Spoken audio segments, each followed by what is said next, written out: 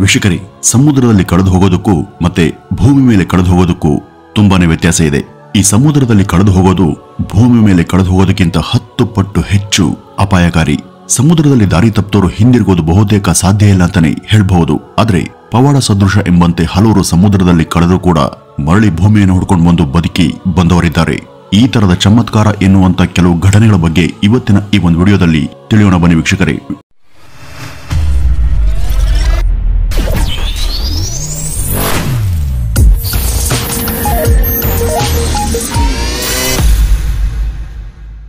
ವೀಕ್ಷಕರೇ, 3 ಹುಡುಗರು 50 ದಿನಗಳ ಕಾಲ ಸಮುದ್ರದಲ್ಲಿ ಸಿಕ್ಕಿ ಬಿದ್ದು ತಮ್ಮ ಪ್ರಾಣವನ್ನು ಉಳಿಸಿಕೊಳ್ಳೋದಕ್ಕೆ ಅವರು ಏನೆಲ್ಲ ಮಾಡಿದ್ರು ಎಂಬುದನ್ನ ಕೇಳಿದರೆ ನಿಜಕ್ಕೂ ನಿಮ್ಮ ಹೃದಯ ಕಲ್ಕುತ್ತೆ. ಕೆಲವೊಮ್ಮೆ ನಶೆಯಲ್ಲಿ ಮಾಡದಂತ ಕೆಲಸಗಳು ಬರೀ ಎಡವಟ್ಟುಗಳಾಗಿದ್ದೇ ಜೀವಕ್ಕೂ ಕುತ್ತನ್ನ ತರ್ತವೆ. ಈ ಹುಡುಗರು ಕೂಡ ಕುಡಿದಂತ ಮತ್ತಲ್ಲಿ ತೆಗೆದುಕೊಂಡಂತ ನಿರ್ಧಾರ ಅವರ ಪ್ರಾಣವನ್ನೇ ತೆಗೆಯುವ ಮಟ್ಟಕ್ಕೆ ಹೋಗಿತ್ತು. ಈ ಹುಡುಗರು ಕುಡಿದು ಟೈಟ್ ಆದ ನಂತರ ಆ ಸಮುದ್ರದ ಒಳಗೆ ಹೋಗಬೇಕು ಅಂತ ಯೋಚಿಸಿದ್ರು. ದಕ್ಷಿಣ ಪೆಸಿಫಿಕ್ನಲ್ಲಿರುವಂತಹ ನ್ಯೂಜಿಲೆಂಡ್ ಆಡಳಿತ ಪ್ರದೇಶವಾದಂತ ಟೊಕೆಲೋ ದ್ವೀಪಗಳ ಅಟಾಪು ನಿವಾಸಿಗಳಾದಂತ ಇವರು ಪೆಸಿಫಿಕ್ ಐಲ್ಯಾಂಡ್ ನಲ್ಲಿ ಕುಡಿದು ಮಜಾ ಮಾಡ್ತಿದ್ರು. ಅಲ್ಲಿ ಇವೆಲ್ಲ ಕಾಮನ್ ಸಂಗತಿಯಾಗಿತ್ತು. ಆದ್ರೆ ಕುಡಿದಾದ್ಮೇಲೆ ಇವರು ತಮ್ಮ ಜೀವನದ ಒಂದು ಅತಿ ದೊಡ್ಡ ತಪ್ಪು ನಿರ್ಧಾರವನ್ನ ತೆಗೆದುಕೊಂಡಿದ್ರು. 14 ವರ್ಷದ ಎಡ್ವರ್ಡ್, 15 ವರ್ಷದ ಸಮೋ ಪೆರೇಜ್ ಮತ್ತು ಪಿಲೋ ಎಂಬ ಈ 3 ಹುಡುಗರು ಕುಡಿದು ಟೈಟ್ ಆಗಿ ಒಟ್ಟಿಗೆ ಸಮುದ್ರದ ಕಡೆ ಹೆಜ್ಜೆ ಹಾಕಿದ್ರು. ಯಾರಿಗೂ ಹೇಳ್ದೆ ನಾವು 3 ಜನ ಅಟೋಲ್ವರೆಗೂ ಹೋಗೋಣ, ಅಲ್ಲಿಂದ ಮರಳಿ ವಾಪಸ್ ಬರೋಣ ಅಂತ ಅವರಲ್ಲಿ ಒಬ್ಬ ಹೇಳಿದ್ದ. ಈ ಅಟೋಲ್ ದ್ವೀಪ ಅಟಾಪು ದ್ವೀಪದಿಂದ ಸ್ವಲ್ಪ ದೂರದಲ್ಲಿತ್ತು. ಹೀಗೆ ಮಾಡುವಂತ ಮೊದಲು 3ರಲ್ಲಿ ಯಾರು ಕೂಡ ಮುಂದಾಗುವಂತ ಘಟನೆ ಬಗ್ಗೆ ಯೋಚಿಸಲೇ ಇಲ್ಲ. ಅದಷ್ಟೇ ಅಲ್ಲ, ಇಲ್ಲಿಂದಲೇ ಅವರ ಜೀವನ ನರಕ ಆಯಿತು. ತಿನ್ನೋದಿಕ್ಕೆ ಸಾಕಷ್ಟು ಆಹಾರವನ್ನು ಕೂಡ ಇಟ್ಕೊಳ್ಳದೆ ಅಕ್ಟೋಬರ್ 5ನೇ ತಾರೀಕು ಸಣ್ಣ ಅಲ್ಯೂಮಿನಿಯಂ ದೋಣಿಯಲ್ಲಿ ಇವರು ಹೊರಟಿದ್ರು. ಇವರು 3-4 ದಿನ ಕಳೆದ್ರೂ ಕೂಡ ಅಟೋಲ್ ದ್ವೀಪವನ್ನ ತಲುಪಲಿಲ್ಲ. ಯಾವ ಕಡೆ ಹೋದ್ರೆ ಈ ಅಟೋಲ್ ದ್ವೀಪ ಸಿಗುತ್ತೆ ಅಂತ ಗೊತ್ತಿರದೆ ನಶೆಯಲ್ಲಿ ಹೊರಟಂತ ಅವರು ಸಮುದ್ರದಲ್ಲಿ ಕಳೆದು ಹೋಗ್ತಾರೆ. ದಡದಿಂದ ಸುಮಾರು 100 ಮೈಲಿಗಳಷ್ಟು ದೂರ ಹೋಗಿದಂತ ಅವರ ಬಳಿ ಕುಡಿಯೋದಿಕ್ಕೆ ಯೋಗ್ಯವಾದ ನೀರು ಕೂಡ ಇರಲಿಲ್ಲ. ಹಗಲು ಹೊತ್ತು ರಣ ಬಿಸಿಲು, ರಾತ್ರಿ ಆದ್ರೆ ತೀವ್ರ ಚಳಿ ಅವರ ದೇಹವನ್ನ ಹಿಂಡಿ ಹಿಪ್ಪೆ ಮಾಡ್ತಾ ಇತ್ತು. ಹೊಟ್ಟೆ ಹಸುವನ್ನ ತಳ್ಳಾರದೆ ಸಮುದ್ರದಲ್ಲಿ ಸಿಕ್ಕಂತ ಹಸಿ ಮೀನುಗಳನ್ನ ತಿನ್ನೋದಿಕ್ಕೆ ಶುರು ಮಾಡದಂತ ಅವರು ಬಾಯಾರಿಕೆ ತಣಿಸೋದಿಕ್ಕೆ ಸತ್ತ ಮೀನಿನ ರಕ್ತವನ್ನ ಕುಡಿತಾ ಇದ್ರು. ವಿಸ್ಮಯ ಏನು ಅಂದ್ರೆ ಅವರು ಇದನ್ನ ಮಾಡೋದಕ್ಕೆ ಶುರು ಮಾಡಿ ಸುಮಾರು 25 ದಿನಗಳು ಕಳೆದಿದ್ವು. ಆಗ್ಲೂ ಕೂಡ ಇವರು ಈ ಅಟೋಲ್ ದ್ವೀಪ ಇಲ್ಲೇ ಎಲ್ಲೋ ಇದೆ, ಇನ್ನೇನ್ ಸಿಗುತ್ತೆ ಅಂತ ಅಂದ್ಕೊಂಡಿದ್ರು. ಆದ್ರೆ ತಿಂಗಳು ಕಳೆದ್ರೂ ಕೂಡ ಅದು ಸಿಗದೆ ಇದ್ದಾಗ ನಾವು ಸಮುದ್ರದಲ್ಲಿ ಸಿಕ್ಕಾಕೊಂಡಿದ್ದೇವೆ ಎಂಬುದು ಅವ್ರಿಗೆ ಖಾತ್ರಿಯಾಯಿತು. ಹಿಂದಿರುಗೋದಕ್ಕೆ ದಾರಿ ಕೂಡ ಗೊತ್ತಿರದಂತ ಅವರು ಆರಂಭಿಕ ದಿನಗಳಲ್ಲಿಯೇ ತಮ್ಮ ಬಳಿ ಇದ್ದಂತ ಸ್ವಲ್ಪ ಆಹಾರ ಮತ್ತು ಪಾನೀಯಗಳನ್ನ ಖಾಲಿ ಮಾಡಿದ್ರು. ಹೊರಡೋದಕ್ಕೆ ಮೊದಲು ಖರೀದಿ ಮಾಡಿದಂತ ಸುಮಾರು 30 ಎಳೆನೀರು ಯಾವಾಗ್ಲೂ ಖಾಲಿಯಾಗಿದ್ವು. ಇನ್ನು ಆಶ್ಚರ್ಯಕರ ಸಂಗತಿ ಏನು ಅಂದ್ರೆ ಅವರು ತಮ್ಮ ಜೊತೆ ನೀರಿಗಿಂತ ಹೆಚ್ಚು ಮದ್ಯದ ಬಾಟಲಿಗಳನ್ನ ಕೊಂಡೊಯ್ದಿದ್ರು. ಈ ಒಂದು ಮದ್ಯನೇ ಈ 3 ಹುಡುಗರನ್ನ ರಾತ್ರಿಯ ವೇಳೆಯಲ್ಲಿ ಕೊರೆಯುವಂತ ಚಳಿಯಿಂದ ರಕ್ಷಿಸಿತ್ತು. ನಂತರ ಅವರಲ್ಲಿ ಒಬ್ಬ ಹುಡುಗ ಸ್ವಲ್ಪ ತಲೆ ಓಡಿಸಿ ಬೋಟ್ನಲ್ಲಿ ಇದ್ದಂತ ಎಲ್ಲ ಪಾಲಿಥಿನ್ಗಳಿಂದ ದೋಣಿಯನ್ನ ಕವರ್ ಮಾಡುವ ಹಾಗೆ ಚಪ್ಪರವನ್ನ ಹಾಕಿದ್ದ. ಇದು ಹಗಲಿನ ಬಿಸಿಲಿನ ತಾಪದಿಂದ ಅವರನ್ನ ರಕ್ಷಣೆ ಮಾಡ್ತಿತ್ತು. ಆದ್ರೆ ರಾತ್ರಿ ಆದ್ರೆ ಜೀವವನ್ನ ಹಿಂಡುವಂತ ಚಳಿ ಅವರನ್ನ ಬಾಧಿಸ್ತಿತ್ತು. ಈ 3 ಹುಡುಗರು ಹಸಿವು, ಬಾಯಾರಿಕೆ ಮತ್ತು ಮಾರಕ ಕಾಯಿಲೆಗಳಿಗೆ ಬಲಿ ಆಗ್ಬೇಕಿತ್ತು. ಆದ್ರೆ ಅವರ ವಿಲ್ ಪವರ್ ಚೆನ್ನಾಗಿತ್ತು. ಹೇಗಾದ್ರೂ ಸರಿ ಬದುಕಬೇಕು, ದಡ ಸೇರಬೇಕು ಅಂತ ಅವರು ನಿರ್ಧರಿಸಿದ್ರು. ಮೇಲೆ ಕಟ್ಟಿದಂತ ಟಾರ್ಪಲಿನ್ ನಿಜವಾಗಿಯೂ ಪ್ರಯೋಜನಕಾರಿ ಅಂತ ಸಾಬೀತಾಯಿತು. ಅದು ಅವರನ್ನ ಬಿಸಿಲಿನಿಂದ ರಕ್ಷಣೆ ಮಾಡೋದ್ರ ಜೊತೆಗೆ ಆಗಾಗ ಸುರಿಯುವಂತ ಮಳೆ ನೀರನ್ನು ಕೂಡ ಸಂಗ್ರಹಿಸಲು ನೆರವಾಯಿತು. ಅಲ್ಲಿ ಸಂಗ್ರಹ ಆದಂತ ಸ್ವಲ್ಪ ನೀರನ್ನೇ ಸೋಸಿ ಅವರು ತಮ್ಮ ಬಾಯಾರಿಕೆಯನ್ನ ನೀಗಿಸ್ಕೊಳ್ತಾ ಇದ್ರು. ಊಟಕ್ಕೆ ಹಸಿ ಮೀನು, ಬಾಯಾರಿಕೆಗೆ ಮಳೆ ನೀರು ಅವರ ಜೀವವನ್ನ ಉಳಿಸಿತ್ತು. ಶೀಘ್ರದಲ್ಲೇ ಯಾವುದಾದ್ರೂ ಒಂದು ದಡವನ್ನ ತಲುಪ್ತೀವಿ ಅಂತ ಅವರು ಅಂದ್ಕೊಂಡಿದ್ರು. ಆದ್ರೆ ಅವರು ಇನ್ನೂ ಹೆಚ್ಚಿನ ಉಪ್ಪು ನೀರಿದ್ದ ಕಡೆಗೆ ಬಂದಿದ್ರು. ಅಷ್ಟೊತ್ತಿಗಾಗಲೇ ಮಳೆಯಾಗೋದು ನಿಂತಿತ್ತು. ಸಮುದ್ರದ ಉಪ್ಪು ನೀರಿನ ಕಾರಣದಿಂದಾಗಿ ಅವರ ಚರ್ಮ ತುಂಬಾ ಒರಟಾಗಿ ಕೆಂಪು ಬಣ್ಣಕ್ಕೆ ತಿರುಗಿತ್ತು. ಮೀನುಗಳು ಆಳಕ್ಕೆ ಹೋಗಿದ್ವು. ಇದರಿಂದ ಅವರು ಆಹಾರ ಮತ್ತು ನೀರು ಸಿಗದೆ ಪರದಾಡ್ತಾ ಇದ್ರು. ಆದರೆ ಇಲ್ಲೇ ಅವರ ಅದೃಷ್ಟದ ಬಾಗಿಲು ಕೂಡ ಇತ್ತು. ಕಳೆದು ಹೋಗಿ 50ನೇ ದಿನದಂದು ನಡು ನೀರಲ್ಲಿ ಚಿಕ್ಕ ದೋಣಿಯೊಂದು ತೇಲ್ತಿರೋದು ದೂರದಲ್ಲಿ ಬರ್ತಿದಂತ ಮೀನುಗಾರರ ಹಡಗಿಗೆ ಕಾಣಿಸಿತ್ತು. ಅವರು ಆ 3 ಹುಡುಗರನ್ನ ರಕ್ಷಿಸಿ ದಡಕ್ಕೆ ಕರೆತಂದ್ರು. ಹುಡುಗರ ಸ್ಥಿತಿ ಎಷ್ಟು ಹದಗೆಟ್ಟಿತ್ತು ಅಂದ್ರೆ ಅವರ ಮನೆಯ ವಿಳಾಸವನ್ನ ಕೇಳಿದ್ರೆ ಅದು ಕೂಡ ಅವ್ರಿಗೆ ಮರ್ತು ಹೋಗಿತ್ತು. ನಂತರ ಅವರನ್ನ ಆಸ್ಪತ್ರೆಗೆ ಸೇರಿಸಲಾಯಿತು. ಅಲ್ಲಿ 4 ಗಂಟೆ ಚಿಕಿತ್ಸೆಯನ್ನು ಪಡೆದ ಮೇಲೆ ಸ್ವಲ್ಪ ಮಾತನಾಡೋದಕ್ಕೆ ಶುರು ಮಾಡಿದ್ರು.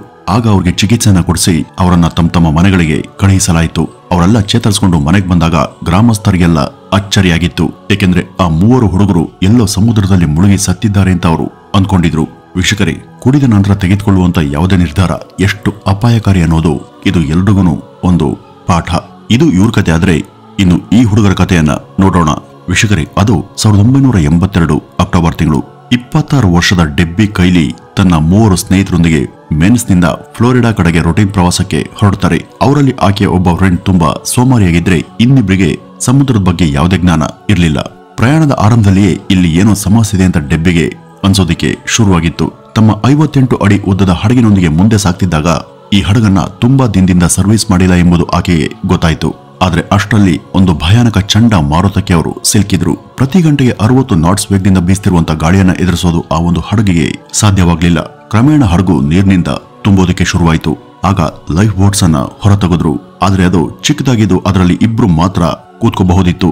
ಹೀಗಾಗಿ ಈ ಡೆಬ್ಬಿ ಕೈಲಿಯ 3 ಸ್ನೇಹಿತರು ಸರದಿಯಂತೆ ಸಮುದ್ರದ ನೀರಿಗೆ ಇಳಿದು ಲೈಫ್ ಬೋಟ್ ಅನ್ನ ಹಿಡಿದುಕೊಂಡು ನೇತಾಡ್ತಾ ಬರತೊಡಗಿದ್ರು.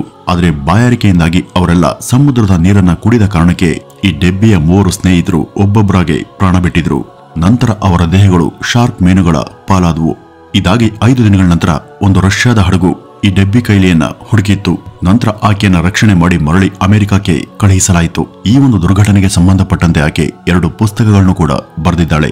ಇನ್ನು 3ನೇ ಸ್ಟೋರಿಯನ್ನ ನೋಡೋದಾದ್ರೆ, ನಾರ್ವೇಜಿಯನ್ ರೆಸಿಸ್ಟೆನ್ಸ್ ನ ಭಾಗ ಆಗಿದ್ದಂತ ಜೆನ್ ರವರಿಗೆ ಕಠಿಣ ಪರಿಸ್ಥಿತಿಗಳಲ್ಲಿ ಹೇಗೆ ಬದುಕಬೇಕು ಅಂತ ತರಬೇತಿಯನ್ನ ಕೊಡಲಾಗ್ತಿತ್ತು. 1948 ಮಾರ್ಚ್ 24ರಂದು ತನ್ನ 10 ಜನ ಸಹಚರರೊಂದಿಗೆ 75 ಅಡಿ ಉದ್ದದ ಮೀನನ್ನ ಹಿಡಿಯುವಂತ ದೋಣಿಯಲ್ಲಿ ಸಮುದ್ರಯಾನಕ್ಕೆ ಹೊರಟಿದ್ದ. ಅವನ ಮಿಷನ್ನ ಗುರಿ ಸಮುದ್ರದ ಮಧ್ಯದಲ್ಲಿದ್ದಂತ ಜರ್ಮನಿಯ ಒಂದು ಏರ್ ಕಂಟ್ರೋಲ್ ಟವರ್ ಅನ್ನ ನಾಶ ಮಾಡುವುದಾಗಿತ್ತು. ಸಹಾಯಕ್ಕಾಗಿ ಕೋಸ್ಟಲ್ ಗಾರ್ಡ್ ನ ಒಬ್ಬ ಸಿಬ್ಬಂದಿಯನ್ನ ನೀಡಲಾಗಿತ್ತು. ಆತ ಅವರಿಗೆ ಸಮುದ್ರದಲ್ಲಿ ಎಲ್ಲಾದ್ರೂ ಸಹಾಯ ಬೇಕಿದ್ರೆ ಕುಳಿತಲ್ಲಿಂದಲೇ ಮಾರ್ಗದರ್ಶನವನ್ನ ಮಾಡ್ತಿದ್ದ. ಸೈನಿಕರ ಈ ಸಂಪೂರ್ಣ ಗುಂಪನ್ನ ದಾರಿ ತಪ್ಪದಂತೆ ನೋಡ್ಕೊಳ್ಳೋದಿಕ್ಕೆ ಅವನಿಗೆ ತಿಳಿಸಲಾಗಿತ್ತು. ಆದ್ರೆ ಅದೃಷ್ಟವಶಾತ್ ಅವ್ರಿಗಾಗಿ ಪೋಸ್ಟ್ ಮಾಡಿದಂತ ಆ ಕೋಸ್ಟಲ್ ಗಾರ್ಡ್ ಏಕಾಏಕಿ ಸತ್ತು ಹೋಗಿದ್ದ. ಬಹುಶಃ ಆತನಿಗೆ ಹಾರ್ಟ್ ಅಟ್ಯಾಕ್ ಆಗಿರಬಹುದು. ಅವರ ಜಾಗಕ್ಕೆ ಮತ್ತೊಬ್ಬ ಸಿಬ್ಬಂದಿ ಬಂದಿದ್ದ. ಆ ವ್ಯಕ್ತಿ ಜರ್ಮನಿಯವನಾಗಿದ್ದು ಆ ಗ್ರೂಪ್ ಏರ್ ಕಂಟ್ರೋಲ್ ಟವರ್ ನಾಶ ಮಾಡೋದಕ್ಕೆ ಅತ್ತ ಬರ್ತಿರುವಂತಹ ಸುದ್ದಿಯನ್ನ ಸೇರಿದಂತೆ ಪ್ರತಿಯೊಂದನ್ನು ಕೂಡ ಅವನು ಟವರ್ ನಲ್ಲಿದ್ದಂತ ಜರ್ಮನ್ ಸಿಬ್ಬಂದಿಗೆ ನೀಡತೊಡಗಿದ್ದ. ತಮಗೆ ಸಹಾಯ ಮಾಡ್ತಾನೆ ಅಂತ ಅನ್ಕೊಂಡಿದ್ದಂತ ವ್ಯಕ್ತಿನೇ ಇವರನ್ನ ಸಾವಿನ ಕೂಪಕ್ಕೆ ತಳ್ಳತೊಡಗಿದ್ದ. ಇವರು ಬರೋದನ್ನೇ ಟವರ್ ನಲ್ಲಿನ ಜರ್ಮನ್ ಅಧಿಕಾರಿಗಳು ಕಾದು ಕೂತಿದ್ರು. ಜೆನ್ ಮತ್ತು ಇತರ 10 ಜನ ಇದ್ದಂತ ದೋಣಿ ಟವರ್ ಹತ್ರ ಬರ್ತಿದ್ದ ಹಾಗೇನೆ ಜರ್ಮನ್ ಏರ್ ಕಂಟ್ರೋಲ್ ಟವರ್ನವರು ಅದನ್ನ ಬಾಂಬ್ ಬಿಟ್ಟು ಉಡಾಯಿಸಿದ್ರು. ನದಿಗೆ ಹಾರದಂತ ಎಲ್ಲರೂ ಕೂಡ ಬಚಾವಾದರೂ ದೋಣಿಯಲ್ಲಿದ್ದಂತ ಅವರ ಲೈಫ್ ಜಾಕೆಟ್ ಕೂಡ ಬಾಂಬ್ ದಾಳಿಗೆ ನಾಶ ಆಗಿದ್ವು. ಆಮೇಲೆ ಯಾವ ಕಡೆ ಹೋಗ್ಬೇಕು ಏನ್ ಮಾಡ್ಬೇಕು ಅಂತ ಗೊತ್ತಾಗದೆ ಎಲ್ಲರೂ ಕೂಡ ಮೈ ಕೊರೆಯುವಂತ ತಣ್ಣಗಿನ ನೀರಲ್ಲಿ ಈಜತೊಡಗಿದ್ರು. ಅಲ್ಲಿಂದ ದಡದ ಕಡೆ ಹೋಗುವಂತ ದಾರಿ ಜೆನ್ಗೆ ಗೊತ್ತಿತ್ತು. ಹೀಗಾಗಿ ಅವನು ಆ ಕಡೆ ಹೊರಟಿದ್ದ. ಆದ್ರೆ ಉಳಿದ 10 ಜನ ಅವನ ಹಿಂದೆ ಹೋಗೋದಕ್ಕೆ ನಿರಾಕರಿಸಿ ಜರ್ಮನ್ ಸೈನಿಕರಿಗೆ ಶರಣಾದ್ರು. ಅವರು ಇವರನ್ನ ಟವರ್ಗೆ ಕರ್ಕೊಂಡು ಹೋಗಿ ಇಂಟರಾಗೇಷನ್ ಮಾಡಿ ಕೊಂದಾಕಿದ್ರು. ಇತ್ತ ದಡದ ಕಡೆ ಈಜಿ ಹೊರಟಂತ ಜೆನ್ ದಡ ತಲುಪಿದನಾದ್ರೂ ಅದು ರಷ್ಯಾದ ಒಂದು ಹಿಮಚ್ಛಾದಿತ ಪ್ರದೇಶ ಆಗಿತ್ತು. ಅಲ್ಲಿಂದ ಇವನು ಏಕಾಂಗಿಯಾಗಿ ನಡೆಯಲು ಶುರು ಮಾಡಿದ್ದ. ಜೆನ್ ಕಾಲಲ್ಲಿ ಬೂಟು ಕೂಡ ಇರಲಿಲ್ಲ. ಆದ್ರೂ ಬರಿಗಾಲಲ್ಲಿ ನಡೀತಿದ್ದಂತ ಈ ಜೆನ್ ಇನ್ನೂ ಕೂಡ ತನ್ನ ಮನಸ್ಸಲ್ಲಿ ತಮ್ಮ ದೇಶವಾದಂತ ಸ್ವೀಡನ್ ಅನ್ನ ರಕ್ಷಣೆ ಮಾಡುವಂತ ದೃಢತೆ ಇತ್ತು. ಅವನು ಸುಮಾರು 28 ದಿನಗಳ ಕಾಲ ಹೀಗೇನೆ ನಡೆದಿದ್ದ. ಈ ನಡುವೆ ಹಲವು ರೈತರು ಅವನಿಗೆ ಭೇಟಿಯಾದ್ರು. ಕೆಲವರು ಸಹಾಯ ಕೂಡ ಮಾಡಿದ್ರು. ಆದರೆ ಕಾಣಿಸುವಂತ ಪ್ರತಿ ಮನೆಯ ಬಾಗ್ಲನ್ನ ಬಡಿವಾಗ್ಲೂ ಕೂಡ ಈ ಜೆನ್ ಕದವನ್ನ ತೆಗೆಯುವವರು ತನ್ನ ಶತ್ರುಗಳೇ ಅಂತ ಅಂದ್ಕೊಳ್ತಿದ್ದ. ಯಾಕೆಂದ್ರೆ ಅವನು ಇದ್ದದ್ದೇ ಶತ್ರುಗಳ ನೆಲದಲ್ಲಿ. ಆದ್ರೆ ಅದೃಷ್ಟವಶಾತ್ ಆತನಿಗೆ ಸಿಕ್ಕಂತ ಒಬ್ಬ ವ್ಯಕ್ತಿ ಅನ್ನ ಮತ್ತು ನೀರನ್ನ ಕೊಡೋದ್ರ ಜೊತೆಗೆ ಒಂದ್ ಜೊತೆ ಶೂ ಅನ್ನು ಕೂಡ ಕೊಟ್ಟಿದ್ದ. ಆಮೇಲೆ ಸಾಕಷ್ಟು ತಯಾರಿಯ ನಂತರ ಸಮುದ್ರದ ಬೇರೆ ದಡವನ್ನು ತಲುಪಿ ಅಲ್ಲಿಂದ ರಾತ್ರಿ ಸಮಯದಲ್ಲಿ ಜರ್ಮನ್ ಸೈನಿಕರ ಕಣ್ಣಿಗೆ ಬೀಳ್ದ ಹಾಗೆ ಹೊರಡೋದಕ್ಕೆ ಅವನು ಯೋಚಿಸಿದ್ದ. ಆದರೆ ನಡೆಯುತ್ತಾ ಬಂದವನು ಬೇರೆ ಯಾವುದೋ ಸಂಪೂರ್ಣ ಹಿಮದಿಂದ ಕೂಡದಂತ ಹಿಮಭರಿತ ಪ್ರದೇಶಕ್ಕೆ ಬಂದು ಬಿಟ್ಟಿದ್ದ. ಅಲ್ಲಿ ಹಿಮದ ಬಿರುಗಾಳಿ ಕೂಡ ಬಂದು ಅವನ ಸ್ಥಿತಿಯನ್ನ ಮತ್ತಷ್ಟು ಶೋಚನೀಯಗೊಳಿಸಿತು. ಕಣ್ಣುಗಳು ಕೂಡ ಸಂಪೂರ್ಣ ಹೆಪ್ಪುಗಟ್ಟಿದ್ವು. ಹೀಗೆ ಬೀಳುತ್ತಾ ಏಳುತ್ತಾ ತೆವಳುತ್ತಾ ಸುಮಾರು 3000 ಅಡಿ ಎತ್ತರದ ಪರ್ವತವನ್ನ ಹತ್ತಿದ್ದ. 3 ದಿನಗಳ ಕಾಲ ಅವನು ಹೀಗೇನೆ ಅಲ್ದಾಡಿ ನಂತರ ಅವನು ಒಂದು ಮನೆ ಬಳಿ ಬಂದು ಕೆಳಕ್ಕೆ ಬಿದ್ದಿದ್ದ. ಅಲ್ಲಿಂದ ಎದ್ದು ನಡೆಯೋದಕ್ಕೆ ಸಾಧ್ಯ ಆಗದೆ ಇಡೀ ದೇಹ ಮರಗಟ್ಟಿ ಅಲ್ಲೇ ಪ್ರಜ್ಞೆ ತಪ್ಪಿದ್ದ. ಆದ್ರೆ ಆ ಮನೆ ಯಜಮಾನ ಜೆನ್ಗೆ ಸಹಾಯ ಮಾಡಿದ್ದ.